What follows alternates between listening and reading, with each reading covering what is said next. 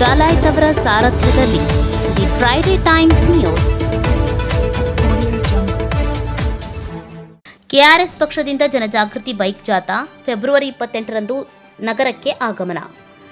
ತಮ್ಮ ಭ್ರಷ್ಟಾಚಾರ, ಸ್ವಜನ ಪಕ್ಷಪಾತ, ದುರಾಡಳಿತದ ಮೂಲಕ ರಾಜ್ಯದ ಜನರಿಗೆ ನಿರಂತರವಾಗಿ ದ್ರೋಹ ಮಾಡುತ್ತಿರುವ ರಾಷ್ಟ್ರೀಯ ಪಕ್ಷಗಳಾದ ಕಾಂಗ್ರೆಸ್, ಬಿಜೆಪಿ ಮತ್ತು ಜೆಡಿಎಸ್ ಪಕ್ಷಗಳನ್ನು ತಿರಸ್ಕರಿಸಿ ಮತ್ತೆ ರಾಜ್ಯದ ಏಕೈಕ ಪ್ರಾಮಾಣಿಕ ಮತ್ತು ಪ್ರಾದೇಶಿಕ ಪಕ್ಷವಾದ ಕರ್ನಾಟಕ ರಾಷ್ಟ್ರ ಸಮಿತಿ ಪಕ್ಷವನ್ನು ಬೆಂಬಲಿಸುವಂತೆ ರಾಜ್ಯದ ಜನರನ್ನು ಕೋರಲು ಹಾಗೂ ಸ್ವಚ್ಛ, ಪ್ರಾಮಾಣಿಕ, ಜನಪರ ಪ್ರಾದೇಶಿಕ ರಾಜಕಾರಣದ ಕುರಿತು ಜನಜಾಗೃತಿ ಮೂಡಿಸಲು ಫೆಬ್ರವರಿ 19ರಿಂದ ಕೆಆರ್ಎಸ್ ಪಕ್ಷವು ಕರ್ನಾಟಕಕ್ಕಾಗಿ ನಾವು ಎನ್ನುವ ಹೆಸರಿನಲ್ಲಿ ರಾಜ್ಯವ್ಯಾಪಿ ಬೈಕ್ ಜಾಥಾ ಹಮ್ಮಿಕೊಂಡಿದ್ದು ಫೆಬ್ರವರಿ 28ರಂದು ಗದಗ ನಗರಕ್ಕೆ ಆಗಮಿಸಲಿದೆ ಎಂದು ಗದಗ ಜಿಲ್ಲಾ ಪ್ರಧಾನ ಕಾರ್ಯದರ್ಶಿ ವೀರನಗೌಡ ಮುಗನೂರ್ ತಿಳಿಸಿದರು. ಇವತ್ತು ನಾವು ಕರ್ನಾಟಕ ರಾಷ್ಟ್ರ ಸಮಿತಿ ಪಕ್ಷದಿಂದ ಪತ್ರಿಕಾಗೋಷ್ಠಿ ಮಾಡುವ ವಿಷಯ ಏನಪ್ಪ ಅಂತಂದ್ರೆ ಕರ್ನಾಟಕಕ್ಕೆ ನಾವು ಅಂತಕ್ಕಂಥ ಒಂದು ಬೈಕ್ ಜಾಥಾ ವಿಷಯವಾಗಿ ರಾಜ್ಯದ 31 ಜಿಲ್ಲೆಗಳಲ್ಲಿ ನಮ್ಮ ಪಕ್ಷದ ಬೈಕ್ ಜಾಥಾ ಇವತ್ತು ಬರ್ತಾ ಇದೆ. ಈಗಾಗಲೇ ನಿಮಗೆ ತಿಳಿದಿರುವಂತೆ ಏನು ಕಾಂಗ್ರೆಸ್ಸು, ಬಿಜೆಪಿ ಮತ್ತು ಈ JDS ಮೂರೂ ಪರಮಭ್ರಷ್ಟ ರಾಜಕೀಯ ಪಕ್ಷಗಳು ಇವತ್ತು ರಾಜ್ಯದಲ್ಲಿ ದುರಾಡಳಿತ, ಸ್ವಜನ ಪಕ್ಷಪಾತ, ವಂಶವಾಹಿ ರಾಜಕಾರಣ ಹಾಗೂ ಭ್ರಷ್ಟಾಚಾರದ ಮುಖಾಂತರ ಇಡೀ ರಾಜಕಾರಣದ ವ್ಯವಸ್ಥೆಯನ್ನು ಒಂದು ಹಂತಕ್ಕೆ ಕುಲಗೆಡಿಸಿಬಿಟ್ಟಿದ್ದಾರೆ ಅಂತಕ್ಕಂಥ ವಿಚಾರ ಗೊತ್ತಿರ್ತಕ್ಕಂಥ ವಿಚಾರ. ಅದಕ್ಕೆ ನಮ್ಮ ಕರ್ನಾಟಕ ರಾಷ್ಟ್ರ ಸಮಿತಿ ಪಕ್ಷ ಇವತ್ತು ಸ್ವಚ್ಛ, ಪ್ರಾಮಾಣಿಕ, ಪ್ರಾದೇಶಿಕ ಒಂದು ಪಕ್ಷವನ್ನು ರಾಜ್ಯದಲ್ಲಿ ಕಟ್ಟಬೇಕು ಅಂತಕ್ಕಂಥ ವಿಚಾರದೊಳಗೆ ನಮ್ಮ ಪಕ್ಷದ ರಾಜ್ಯಾಧ್ಯಕ್ಷರಾದಂಥ ರವಿಕೃಷ್ಣಾರೆಡ್ಡಿ ಸರ್ ಅವರು ದಿನಾಂಕ 19/2/2024ರಿಂದ ದೇವನಹಳ್ಳಿಯ ಬೆಂಗಳೂರಿನ ಸಮೀಪ ಇರತಕ್ಕಂಥ ದೇವನಹಳ್ಳಿಯಿಂದ 2/3/2024 ನೆಲಮಂಗಲದಲ್ಲಿ ನಮ್ಮ ಪಕ್ಷದ ಕಾರ್ಯಕ್ರಮ ಸಮಾರೋಪಗೊಳ್ತಾ ಇದೆ. ಹಾಗೆ ನಮ್ಮ ಪಕ್ಷ 2021ರಲ್ಲಿ ಈ ಮುಂಚೆ ಭ್ರಷ್ಟರೇ ಪವಿತ್ರ ರಾಜಕಾರಣ ಬಿಟ್ಟು ತೊಲಗಿರಿ ಅಂತಕ್ಕಂಥ ಒಂದು ವಿಚಾರವಾಗಿ 3500 ಕಿಲೋಮೀಟರ್ಗಳ ಬೈಕ್ ಜಾಥಾವನ್ನು ಹಮ್ಮಿಕೊಂಡಿತ್ತು. ಅಂತಹ ಸಂದರ್ಭದೊಳಗೆ ನಮ್ಮ ಪಕ್ಷ ಸರ್ಕಾರಿ ಕಚೇರಿಗಳಲ್ಲಿ ಲಂಚ ಮುಕ್ತ ಅಭಿಯಾನಗಳ ಮೂಲಕ ಈ ಭ್ರಷ್ಟ ಅಧಿಕಾರಿಗಳ ಚಳಿ ಬಿಡಿಸಿರ್ತಕ್ಕಂಥದ್ದನ್ನು ನಾವು ನೀವೆಲ್ಲರೂ ನೋಡಿರ್ತಕ್ಕಂಥ ಒಂದು ವಿಚಾರ. ಅದಕ್ಕೆ ಇದೇ ರೀತಿ ಯಶಸ್ವಿ ಜಾಥಾಗಳ ಮೂಲಕ ರಾಜ್ಯದಲ್ಲಿ ಚುನಾವಣಾ ಅಕ್ರಮಗಳನ್ನು ಮಾಡದೆ ಕಳೆದ ವಿಧಾನಸಭಾ ಚುನಾವಣೆಯೊಳಗೆ 195 ಕ್ಷೇತ್ರಗಳಲ್ಲಿ ಯಾವುದೇ ಹಣ ಆಗಲಿ, ಹೆಂಡ ಆಗಲಿ, ಯಾವುದೇ ಚುನಾವಣಾ ದುಂದು ವೆಚ್ಚಗಳನ್ನು ಮಾಡದೆ ಪ್ರಾಮಾಣಿಕವಾಗಿ ಚುನಾವಣೆಗಳನ್ನು ಎದುರಿಸಿರ್ತಕ್ಕಂಥದ್ದನ್ನು ನೀವು ಈಗಾಗಲೇ ನೋಡಿದ್ದೀರಿ. ಅದಕ್ಕೆ ನಮ್ಮ ಪಕ್ಷದ್ದು ಒಂದೇ ಉದ್ದೇಶ, ಯಾವುದೇ ಕಾರಣಕ್ಕೂ ಚುನಾವಣಾ ಸಂದರ್ಭದೊಳಗೆ ಹಣ ಹಂಚಬಾರ್ದು, ಹೆಂಡ ಹಂಚಬಾರ್ದು ಮತ್ತು ವಂಶವಾಹಿ ರಾಜಕಾರಣ ಕೊನೆಗೊಳ್ಳಬೇಕು. ಬಡವರು ಮತ್ತು ಮಧ್ಯಮ ವರ್ಗದವರು ರಾಜಕಾರಣದೊಳಗೆ ಪಾಲ್ಗೊಳ್ಬೇಕು. ರಾಜ್ಯದಲ್ಲಿ ಒಂದು ವ್ಯವಸ್ಥಿತವಾದಂಥ ಒಂದು ಆಡಳಿತ ವ್ಯವಸ್ಥೆಯನ್ನು ತರಬೇಕು ಅಂತಕ್ಕಂಥ ವಿಚಾರದೊಳಗೆ ನಮ್ಮ ಪಕ್ಷ ಮುಂದುವರಿತಾ ಇದೆ ಅಂತಕ್ಕಂಥ ಒಂದು ವಿಚಾರವನ್ನು ಈ ಸಂದರ್ಭದೊಳಗೆ ನಾನು ಹೇಳಿ ಬಯಸ್ತಾ ಇದ್ದೇನೆ.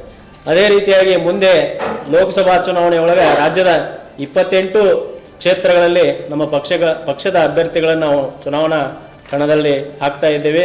ಅದಕ್ಕೆ ರಾಜ್ಯದ ಜನತೆ ನಮ್ಮ ಪಕ್ಷದ ಅಭ್ಯರ್ಥಿಗಳಿಗೆ ಬೆಂಬಲಿಸಬೇಕು ಅಂತಕ್ಕಂಥ ಒಂದು ವಿಚಾರವನ್ನು ಈ ಸಂದರ್ಭದೊಳಗೆ ನಾನು ವ್ಯಕ್ತಪಡಿಸ್ತಾ ಇದ್ದೇನೆ.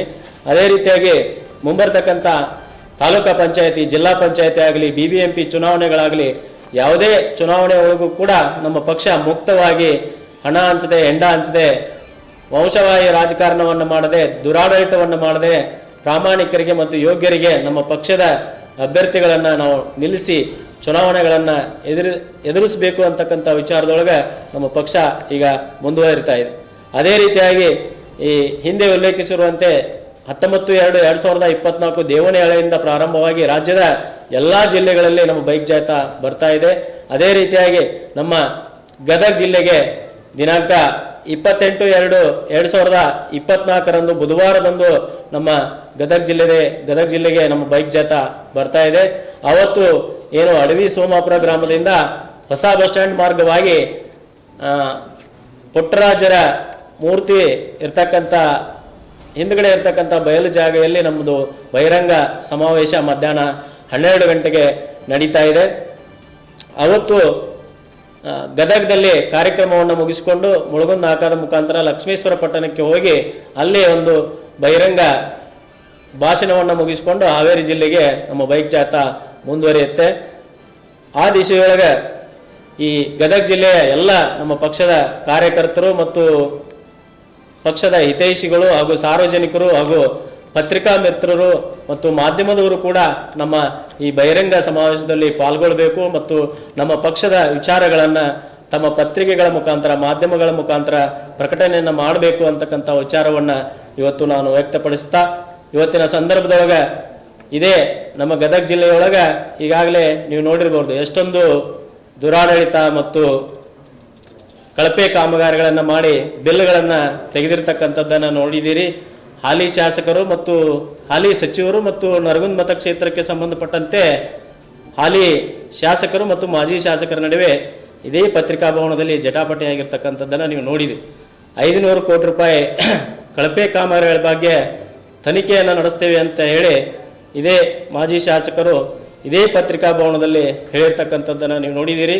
ಆದರೆ ಯಾವ ರೀತಿ ಅವರು ಲೋಕಾಯುಕ್ತ ತನಿಖೆಯನ್ನು ಮಾಡಿದರು ಮತ್ತು ಆ ತನಿಖೆ ಮಾಡಿದಂಥ ವರದಿಯನ್ನು ತಮ್ಮ ಪತ್ರಿಕೆಗಳ ಮುಖಾಂತರ ಮಾಧ್ಯಮಗಳ ಮುಖಾಂತರ ಬಹಿರಂಗಪಡಿಸಬೇಕಾಗಿತ್ತು.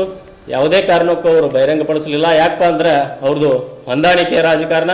JCB ಅಂದರೆ JDS, ಕಾಂಗ್ರೆಸ್ಸು ಮತ್ತು BJP ಇವೆಲ್ಲ ದುರಾಡಳಿತದ ಮುಖಾಂತರ ಅಕ್ರಮ ಕಾಮಗಾರಿಗಳ ಮುಖಾಂತರ ಅಕ್ರಮ ಚುನಾವಣೆಗಳ ಮುಖಾಂತರ ಚುನಾವಣೆಗಳನ್ನು ಎದುರಿಸಿ ಇವತ್ತು ಚುನಾವಣೆಗಳನ್ನು ಗೆಲ್ತಾ ಇದೆ. ಅದಕ್ಕೆ ಇವತ್ತು ನಾನು ನಮ್ಮ ಕರ್ನಾಟಕ ರಾಷ್ಟ್ರ ಸಮಿತಿ ಪಕ್ಷದಿಂದ ಆಗ್ರಹವನ್ನು ಮಾಡ್ತಾ ಇದ್ದೇನೆ. 500 ಕೋಟಿ ರೂಪಾಯಿಗಳ ಏನು ಕಳಪೆ ಕಾಮಗಾರಿಗಳ ಒಂದು ವರದಿಯನ್ನು ಗದಗ ಜಿಲ್ಲೆಯ ಸಾರ್ವಜನಿಕರಿಗೆ ನೀವು ವರದಿಯನ್ನು ಪತ್ರಿಕೆಗಳ ಮುಖಾಂತರ ಮಾಧ್ಯಮಗಳ ಮುಖಾಂತರ ಬಹಿರಂಗಪಡಿಸಬೇಕು ಅಂತ ಹೇಳಿ ಇವತ್ತು ನಾನು ಕರ್ನಾಟಕ ರಾಷ್ಟ್ರ ಸಮಿತಿ ಪಕ್ಷದಿಂದ ಒತ್ತಾಯವನ್ನು ಮಾಡ್ತಾ ಇದ್ದೆ. ಆ 500 ಕೋಟಿ ರೂಪಾಯಿ ಕಳಪೆ ಕಾಮಗಾರಿಗಳು ಎಷ್ಟರ ಮಟ್ಟಿಗೆ ಅವು ಸಾರ್ವಜನಿಕರಿಗೆ ಉಪಯೋಗವಾಗಿದ್ದಾವ ಅಥವಾ ದುರುಪಯೋಗವಾಗಿದ್ದಾವ ಅಂತಕ್ಕಂಥದ್ದನ್ನು ಹಾಲಿ ಶಾಸಕರು ಮತ್ತು ಮಾಜಿ ಶಾಸಕರು ಸಾರ್ವಜನಿಕರಿಗೆ ಒಂದು ಪತ್ರಿಕೆಗಳ ಮುಖಾಂತರ ಆಗಲಿ ಮಾಧ್ಯಮಗಳ ಮುಖಾಂತರ ಆಗಲಿ ಅದನ್ನು ಬಹಿರಂಗಪಡಿಸಬೇಕು ಅಂತ ಹೇಳಿ ಈ ಮೂಲಕ ನಾನು ಕರ್ನಾಟಕ ರಾಷ್ಟ್ರ ಸಮಿತಿ ಪಕ್ಷದಿಂದ ಒತ್ತಾಯವನ್ನು ಮಾಡ್ತಾ ಇದ್ದೇನೆ. ಮತ್ತೊಮ್ಮೆ ನಾನು ಗದಗ ಜಿಲ್ಲೆಯ ಜನತೆಗೆ ಕರ್ನಾಟಕ ರಾಷ್ಟ್ರ ಸಮಿತಿ ಪಕ್ಷದ ಕಾರ್ಯಕರ್ತರಿಗೆ ಹಾಗೂ ಪತ್ರಿಕಾ ಮಿತ್ರರಿಗೆ ಮಾಧ್ಯಮ ಮಿತ್ರರಿಗೆ ದಿನಾಂಕ 28/2/2024 ಗದಗ ಜಿಲ್ಲೆಗೆ ನಮ್ಮ ಕರ್ನಾಟಕ ರಾಷ್ಟ್ರ ಸಮಿತಿ ಪಕ್ಷದ ಬೈಕ್ ಜಾಥಾ ಬರ್ತಾ ಇದೆ.